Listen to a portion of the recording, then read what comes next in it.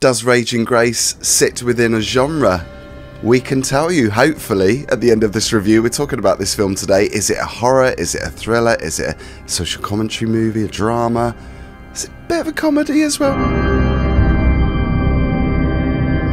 Anyway, look who's here. Chris is here and Sean is here. My name is Phil. We are Boys on Film. And this is a film by Paris Zarcilla. It stars Max Eigenmann, Jaden Bodilla, Leanne Best, and the brilliant David Hayman. Is he brilliant in this though? We'll find out. Sean, do you want to tell us the story? Joy is an undocumented Filipino worker working in the UK, trying to make ends meet because she's trying to get her paperwork for the UK. She finds herself at the home of a gentleman who is not well, and the story unfolds really about her and her daughter, who she sneaks into this building, and really what happens in that building once she gets in there. It's a wider, well, it's a satire and a social commentary film, you're right. We should talk about that. But I am no horror queen, as you know. No. It would be remiss of me to talk about the horror credentials of this film. But I will. Chris and I, we're both horror queens. We know, obviously, Sean, that you're not, but I'd be very interested to find out what your thoughts on this are, because I thought you'd like it, because it has touches of St. Maud, it has touches of maybe Get Out a little bit, I guess, but obviously it's a very different style. But yes, shall we begin? Shall we unpack? So I love the fact that it's not one thing or another. I love the fact it just kept shifting, like the plot kept shifting, right and wrong, and people's values keep shifting, and it just doesn't sit comfortably in one single genre. It's kind of like multiple genres all at once, and I really like that. I like the challenge that gave me as a viewer, and it just made it really entertaining for me. I just wanted to watch it all, you know? I really wanted to stick with it and find out what was going on, because it just seemed like every time you thought you knew what was going on, something else happened. And it's like, oh, okay, that isn't true anymore. And I love that. Absolutely. It did twist and turn. So if you were going to sell it to a person, maybe like Sean, as an example, that wasn't into horror, would you be able to sell it? Because I tried yesterday. But you try purely by lying, Phil, so I don't believe you. Your thing is like, Sean, this is a social commentary. And I'm like, oh, I love a bit of social commentary. Oh, part of it is in a foreign language. Oh, I love some films that are in a foreign language. Is it a horror film? No, Sean, it's not a horror. There's bits of this which are quite horror-esque, I have to say, which I appreciate. But I agree with Chris, actually. I think this is a slip. It moves around, doesn't it? Like at one point, it's like a dark comedy. At one point, has elements of jump scare horror. At other points, it's kind of like suspense thriller, which actually I think tonally gives it something quite interesting. You said to me, is it scary? And I said, not really. Because I wasn't really scared by it. I was kind of unnerved by parts of it. But that's not a detriment to the film. It's scary. Where was it scary? When was it scary? It's just the jump scares, or you're never going to get me in a good place with a jump scare, because... When did you jump in that film? I didn't jump. Within 2 minutes, her daughter Grace jumps out at her. Or when she jumps off the sofa really early, and I was like, I hate this already. I know. So, look, not liking horror films is one thing, but being scared of an 8-year-old girl jumping out of a wardrobe is quite another thing. That is not being scared of horror films, that's being scared of life. I think 8-year-old girls are quite scary. They can be. I mean, let's talk about this 8-year-old girl, because I think Grace is adorable. I think it's a really winning combo, the mother and daughter. No? Parts there are elements, I suppose, that aren't adorable, but I think overall I was really won over by her. What, the bit where she pours bleach into someone's shampoo bottle? Absolutely adorable. See, I think that's a winning child. That's precocious behaviour, but that's not truly horrific behaviour. Okay, maybe it is truly horrific behaviour, but she's also not adorable. She's entertaining. I mean, she's offering us quite a lot to get our teeth into as a a here. She's got mischievous. A lot there. She's got a lot going on. Phil, you've really wrapped her up in cotton wool. She's not mischievous. She's a brat. Like, she is troublesome and problematic. Like, I understand that she has a backstory, and I'd love to explore the backstory. She's made to live in a wardrobe. She's made to live in a wardrobe. Thank you, Chris. So the mother sneaks her in, because obviously she gets this job, and she works for these aristocrats, and she sneaks her in a suitcase and then makes her sleep in the wardrobe. obviously to keep a secret. Her backstory is an interesting one because what I think Grace feels is the trauma that comes from her mother, and it is played through. So she doesn't know who her father is, and that plays through in the story. I think you feel the trauma of a mother transferred through her child, which is why she's so troublesome, not adorable. And then I think that works through. I think there's some realization, there is some resolution, there's a payoff at some point regarding that story, in my mind. But what do I know? I don't know horrors.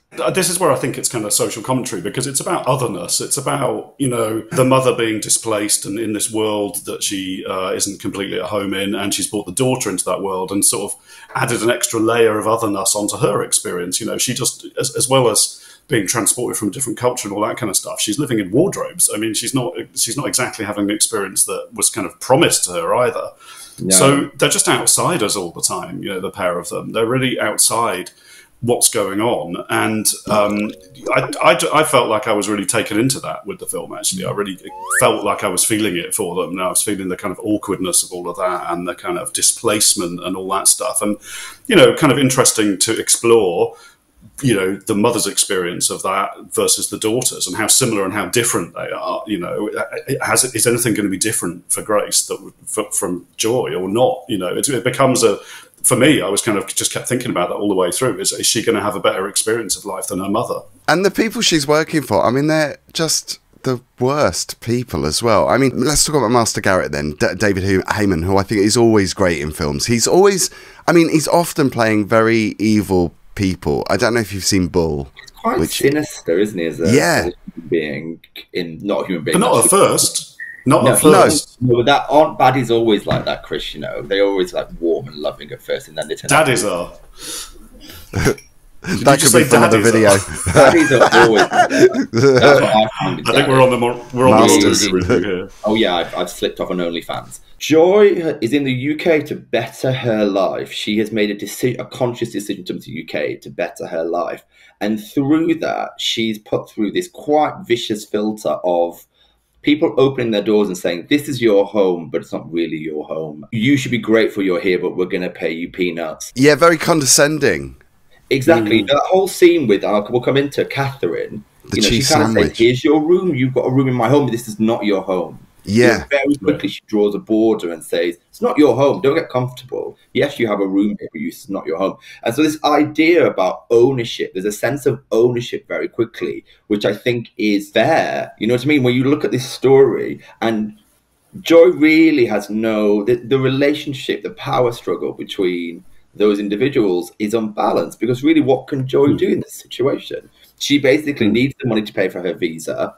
She's trying to look after her daughter, who's, as you say, she's actually put in very problematic situations. She's living in a wardrobe. She's moving it around in a suitcase, like really problematic. And the outcome for Joy is, oh, well, at some point I'm going to be able to live in this country and be an equal. But nothing that occurs is equal. No. And also there's that scene in the kitchen as well, where the niece is saying to Joy, what is that you're using? I don't like the smell of it. And she's saying it's coriander. She's like, I don't want any of that. I want simple food. I want a cheese sandwich. Get me a cheese sandwich. Cheese sandwich. And it's kind of like, it's been really sniffy about her culture and kind of like adapting her or trying to adapt her to cook British food, which is I think this is played really well in this film. This kind of like everything starting off has been quite civil and quite welcoming on the surface. You know, come into my home, you know, don't worry, I'm going to look after you. I'm going to pay you a shitload of money. It's all going to be fine. And then it creeps in, doesn't it? These people's snobbery and their backgrounds and where they're from and what it really means to, you know, and as you say, a non-acceptance of the culture. And I got a real sense of that. I think it was really well handled in this film. Yeah. You know, for someone of white privilege to kind of see that clearly was good, I thought. Yeah, and Joy is obviously painfully shy and polite as well. And she keeps calling Catherine Mum, and Catherine's like, you call me Catherine, don't call me Mum. And she's really wound up by that. But ironically, I think she wants to be called Mum. Ironically, I think she's ashamed of the fact she actually wants her to call her Mum, but she feels that she shouldn't. So she kind of says, "Oh no, don't call me that." But she gives up correcting her, because either she just gives up, her patience runs thin, or she's like, "Actually, I quite like being called Mum." It's power struggles, isn't it? I agree. Well, it's like this veiled informality. She's kind of saying, "No, don't call me that," but really understand that there is a hierarchy in this home. and you are a worker, you are not a resident of this place. There were elements of this, particularly towards the end, that reminded me of David Lynch. The whole kind of blurring imagery that were kind of slow motion, almost like overlapping. You know, the David Lynch stuff where it goes really trippy. I thought that was really... And Edgar Allan Poe, I mean, obviously that's quite an obvious reference. But I think that was your night nurse, actually. Oh, that might have been my night nurse. I take that back. I think he's just saying that, Chris, to just fluff me up, because he knows if he's up to talk about David Lynch, he'll get a smile at me. And I'll be like, oh, do you want to talk about David Lynch? Let's talk about David Lynch. I appreciate the reference, Phil. I like it. You know, if you think about all of those quotes, it's always in a David Lynch film, which is like, I had a dream. Most of David Lynch's films have that quote, I had a dream. And I think the hallucinatory state that the injection gives Catherine is very David Lynch. Yeah. And the bit where they're dreaming about, you know, Catherine walking around downstairs is very David Lynch. It's a good reference for it. It's making me smile. I'm surprised you didn't pick up on it at the beginning, to be honest. I thought that would have been the first. Let's be honest, there was also an element of carry on up your convenience and carry on screaming about those scenes as well. I mean, they were a little bit kind of like, you know. Sorry, you're going David Lynch, I'm going Carry On Films, because that's where And you're saying that's a bad thing? Yeah, no, not at all. I'm just saying it's got elements of all of these things. I didn't know anything about this going in. Well, not much, and I think that's the best way to go in. But I think it is What did Jeremy think, Phil? Because Jeremy liked it. More relying on the horror. Yeah, Jeremy, my partner, is very anti-horror. He likes certain horrors, but not. He doesn't like violence, doesn't like gore. I don't think there is any of that in this. I think there are touches on kind of unease and psychological stuff, which I think could be horror. I think it taps into horror themes, but I don't think it is necessarily a horror. I think the whole kind of racism thing is horror, obviously, but that's a different kind of horror, I guess, to what people normally think of with a horror film. Did you expect Catherine to be, because she's presented as this kind of iceberg of a woman, very kind of blue blood British middle class.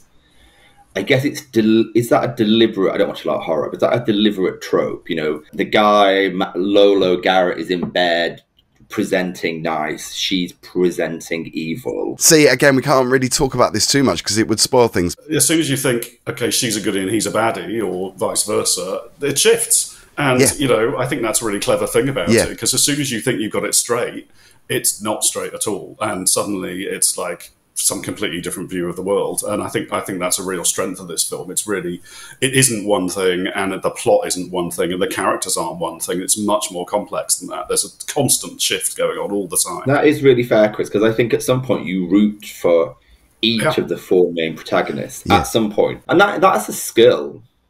That is an art and a skill of script writing, to be able to do that. So yeah, I liked it actually. I'm surprised.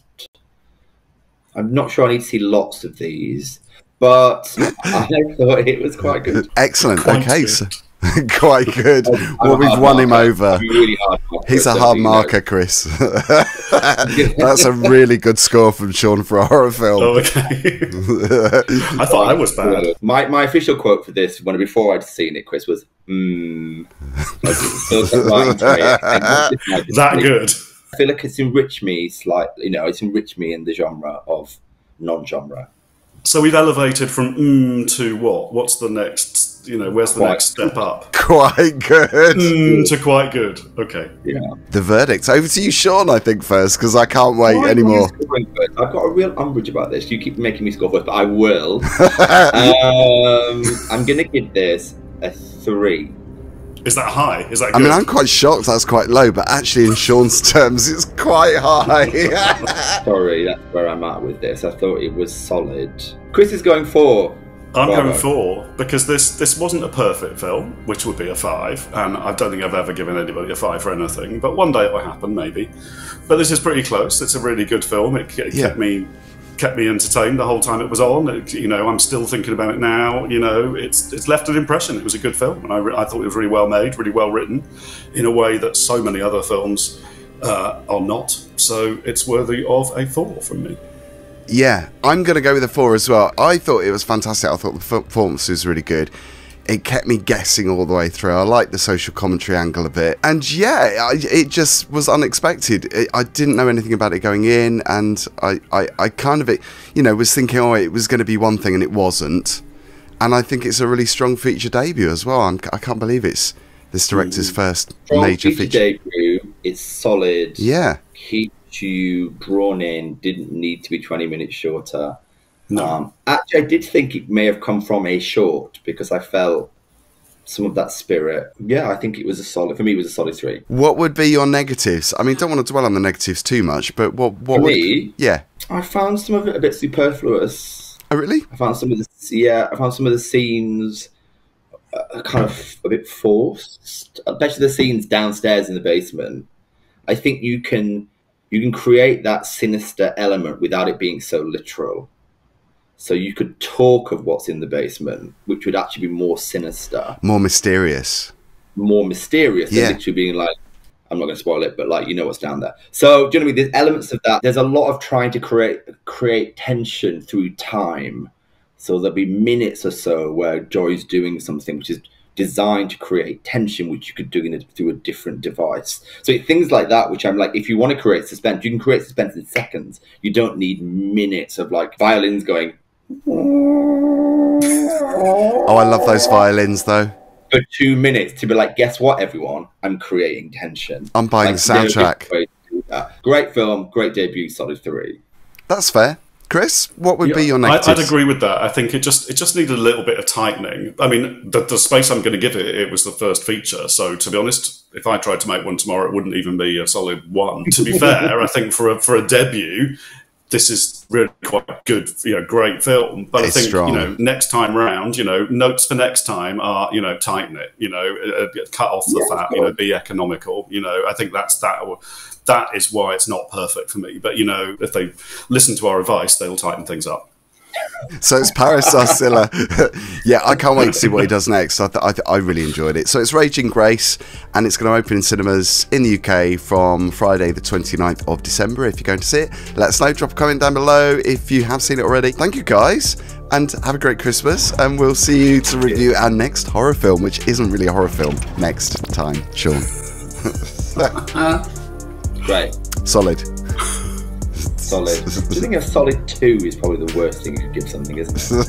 That's just not solid number 2. There's no such thing as a solid 2, is there? I mean, the whole nature of being a 2 is that it's slightly soft.